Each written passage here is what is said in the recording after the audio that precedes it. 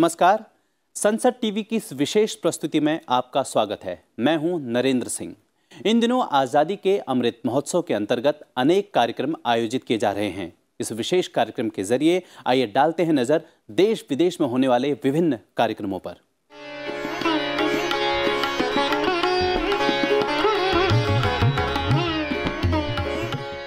भारतीय संस्कृति विदेशों में भी अपनी छटा बिखेर रही है। आज़ादी का अमृत महोत्सव के तहत विदेशों में विभिन्न कार्यक्रमों की धूम है। आइए डालते हैं एक नजर अमृत महोत्सव के ग्लोबल सेलिब्रेशन पर।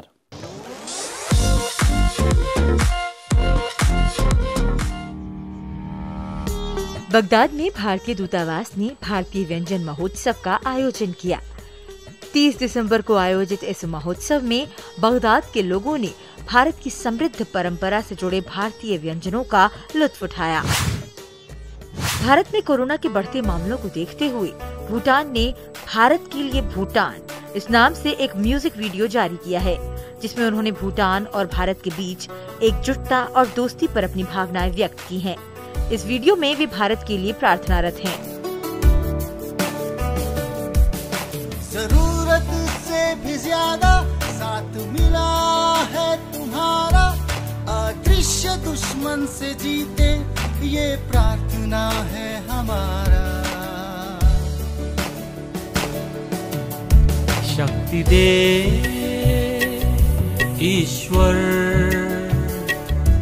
आगे बढ़ना है भारत को, ऐसे संकट की घड़ी में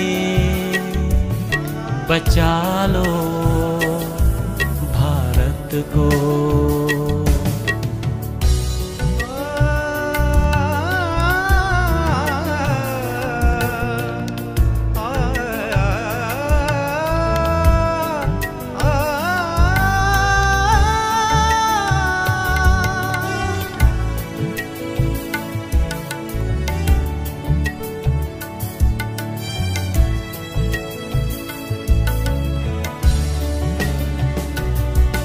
जल्दी जीत का वरदान इन्हें दे दो, भारतवासी का मुस्कान फिर से लौटा दो। हाँ, जल्दी जीत का वरदान इन्हें दे दो, भारतवासी का मुस्कान फिर से लौटा दो। बुल्गारिया में पूर्व प्रधानमंत्री अटल बिहारी वाजपेयी के जन्मदिवस के उपलक्ष्य में अटल कवि गोष्ठी का आयोजन किया गया। इस गोष्ठी में दूतावास के सदस्यों और बल्गेरियाई मित्रों द्वारा अटल जी की 16 कविताओं का पाठ किया गया। बर्न में हिंदी कार्यशाला का आयोजन किया गया। भारतीय दूतावास ने बर्न के अल्पाइन संग्रहालय में इसका आयोजन किया। कीव में आज़ादी का अमृत महोत्सव के अंतर्गत आयोजन किया गया। यह आयोजन हफ्ते भर तक चला। मोल्दोवा में भारतीय संस्कृति को बढ़ावा देने के लिए Indo Mold business and cultural organization ने 18 और 19 दिसंबर को चिसिनाउ में कई कार्यक्रम आयोजित किए। इस दौरान ध्यान सत्र का आयोजन भी किया गया। इसके बाद संगीत, नृत्य प्रदर्शन और मेहंदी सत्र का आयोजन भी किया गया।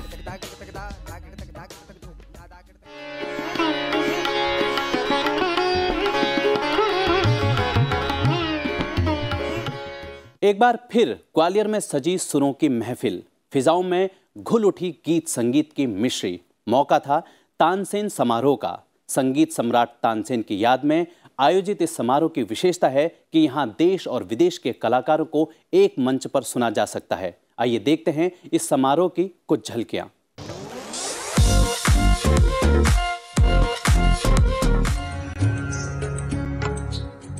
ग्वालियर में आयोजित तानसेन समारोह कला प्रेमियों के लिए किसी वरदान से कम नहीं। इस साल इस समारोह का आयोजन विशेष इसलिए भी रहा क्योंकि यह आज़ादी का अमृत महोत्सव के तहत आयोजित हुआ। इस आयोजन में जहां भारतीय कलाकारों ने सुंदर प्रस्तुतियां दी, वहीं कई विदेशी कलाकारों ने भी इसमें शामिल होकर इसे और खूबसूरत बना दिया। इस समारोह का आयोजन ग्वालियर जिले के बेहट में संगीत सम्राट तानसेन की याद में होता है। इस समारोह की शुरुआत से एक दिन पहले गमक का आयोजन हुआ, जिसमें वडाली बंधुओं ने समा बांधा। राम रहीम अल्लाह, राम रहीम अल्लाह, सतनाम दा जाप करावे, तेरा नाम, तेरा नाम, नाम नाम, तेरा नाम, तेरा नाम। तानसेन समारोह का शुभारंभ मध्य प्रदेश के मुख्यमंत्री ने किया। इस अवसर पर विख्यात घटम वादक और राष्ट्रीय कालिदास सम्मान से विभूषित पद्म भूषण पंडित विक्कू विनायक राम ने प्रस्तुति दी। उनकी इस प्रस्तुति को देखकर सभी दर्शक मंत्रमुग्ध हो गए।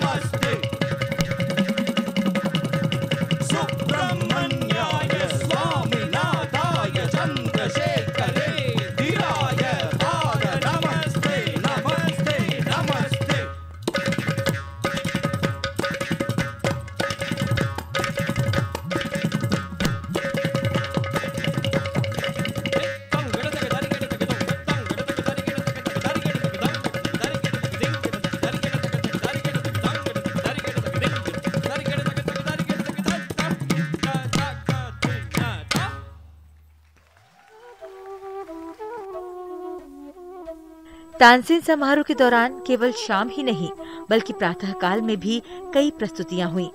फ्रांस के संगीतज्ञ मार्टिन डबॉइस ने भारतीय शास्त्रीय संगीत के रागों के साथ संगत की तो लगा सारे रुके सुर एक साथ बजने लगे हैं।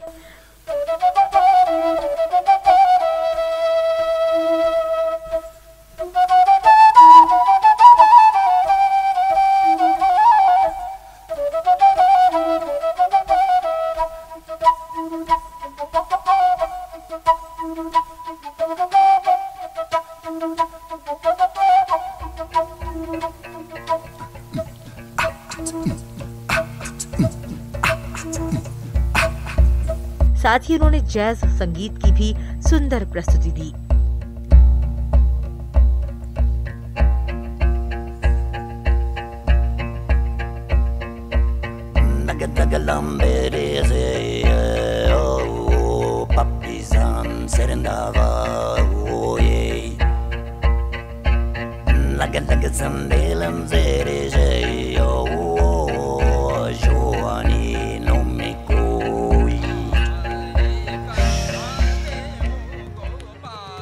पंडित अभय नारायण मलिक ने अपने साथियों के साथ समारोह में छटा बिखेरी।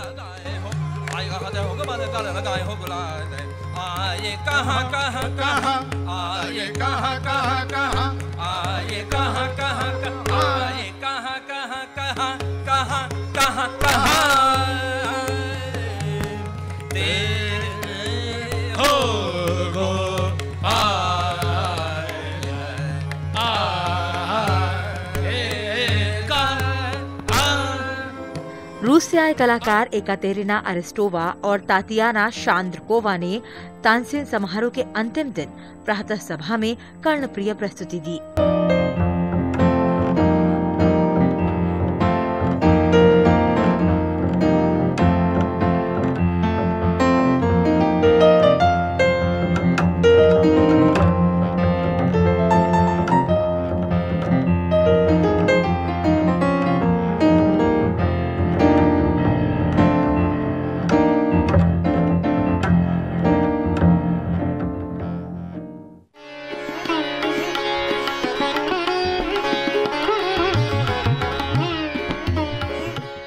कार्यक्रम में रुकेंगे एक छोटे से ब्रेक के लिए। ब्रेक के बाद देखेंगे क्या रहा खास कला कुंभ में। साथ ही होगी बात काशी फिल्म फेस्टिवल की। बने रहिए हमारे साथ।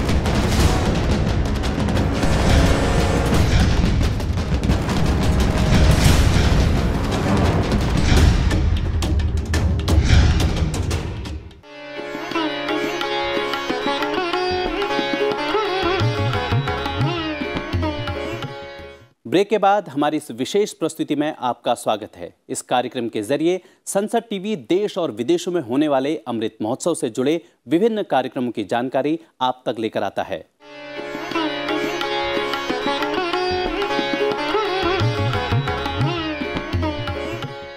अमृत महोत्सव के अंतर्गत देश भर में विभिन्न कार्यक्रम आयोजित किए जा रहे हैं। सभी विभिन्न तरीकों से इस भव्य महोत्सव में अपना योगदान दे रहे हैं। आइए देखते हैं बीते कुछ दिनों में देश भर में मनाए गए कुछ कार्यक्रमों की झलकियां। आजादी का अमृत महोत्सव के अंतर्गत चंडीगढ़ में कला कुंभ का आयोजन किया गया। National gallery of modern art द्वारा आयोजित इस कला कुंभ का आयोजन चंडीगढ़ के चितकारा विश्वविद्यालय में किया गया था। 25 दिसंबर से लेकर 2 जनवरी तक चलने वाले इस आयोजन में कलाकारों ने स्वतंत्रता सेनानियों के चित्र बनाए। इसके साथ ही कलाकारों ने भारतीय संस्कृति और परंपराओं को दर्शाने वाले चित्रों को भी वहां जीवंत कर दिया। चित्रों के साथ ही खूबसूरत रंगोली बनाकर उन्होंने अपनी कला का प्रदर्शन किया। इस आयोजन में राष्ट्रीय कैडेट कोर की महिला कैडेट्स ने भी हिस्सा लिया और आजादी के गुमनाम नायकों के संघर्ष और बलिदान को दर्शाते हुए चित्र बनाए।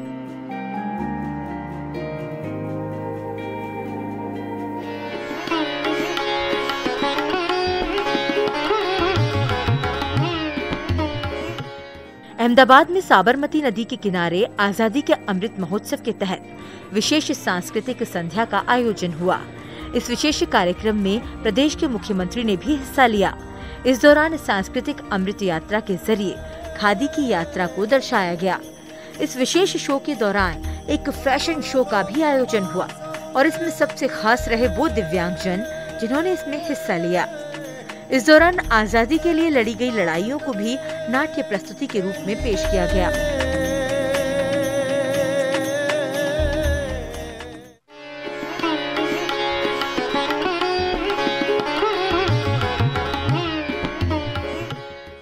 आजादी का अमृत महोत्सव के अंतर्गत होने वाले कार्यक्रमों में कई ऐसे कार्यक्रम भी आयोजित हो रहे हैं जो मनोरंजन जगत से जुड़े हुए हैं। इसी क्रम में 3 दिवसीय काशी फिल्म फेस्टिवल का आयोजन किया गया। इस फिल्म फेस्टिवल में 3 दिन में अनुपम खेर, हेमा मालिनी, मधुर भंडारकर, सतीश कौशिक और राजू श्रीवास्तव सहित भोजपुरी कलाकारों ने शिरकत की। फिल्म अभिनेत्री और सांसद हेमा मालिनी ने इस फिल्म फेस्टिवल के दौरान खूबसूरत शास्त्रीय नृत्य की प्रस्तुति दी।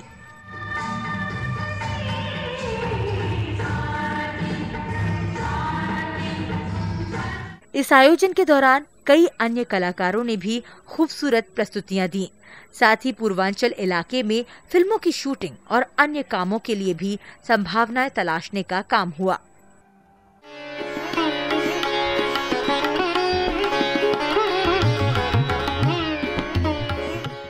पिछले अंक में हमने सवाल पूछा था, भारतीय संविधान सभा की पहली बैठक कब हुई और उसके अध्यक्ष कौन थे। सही जवाब है, भारतीय संविधान सभा की पहली बैठक 9 दिसंबर 1946 को हुई थी और इसके पहले अध्यक्ष थे डॉक्टर सच्चिदानंद सिन्हा। संविधान सभा की पहली बैठक पर आइए देखते हैं एक छोटी सी एवी। 9 दिसंबर 1946 में संविधान सभा की पहली बैठक हुई। ये बैठक नई दिल्ली के कॉन्स्टिट्यूशन हॉल, जिसे अब संसद भवन के केंद्रीय कक्ष के नाम से जाना जाता है, उसमें हुई। संविधान सभा का गठन भारत के संविधान के निर्माण के लिए किया गया था। संविधान सभा के सदस्य ही संसद के प्रथम सदस्य बने। सभा की शुरुआत आचार्य कृपलानी द्वारा संविधान सभा के अस्थायी अध्यक्ष डॉक्टर सच्चिदानंद सिन्हा का परिचय कराने से हुई। डॉक्टर सच्चिदानंद सिन्हा संविधान सभा के पहले अध्यक्ष थे। इस सभा में अध्यक्ष के सामने सभी सदस्य अर्धवृत्ताकार पंक्तियों में उपस्थित थे। संविधान सभा में 9 महिलाओं समेत 207 सदस्य उपस्थित थे।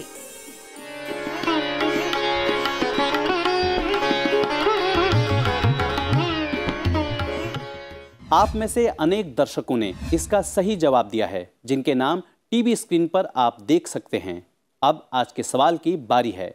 कार्यपालिका का प्रमुख कौन होता है? आप अपना जवाब नीचे दिए गए ईमेल आईडी पर भेज सकते हैं। हमारा यह कार्यक्रम आपको कैसा लगा, यह भी जरूर बताएं। आप हमें स्क्रीन पर दिए जा रहे पते पर भी फॉलो कर सकते हैं। नमस्कार।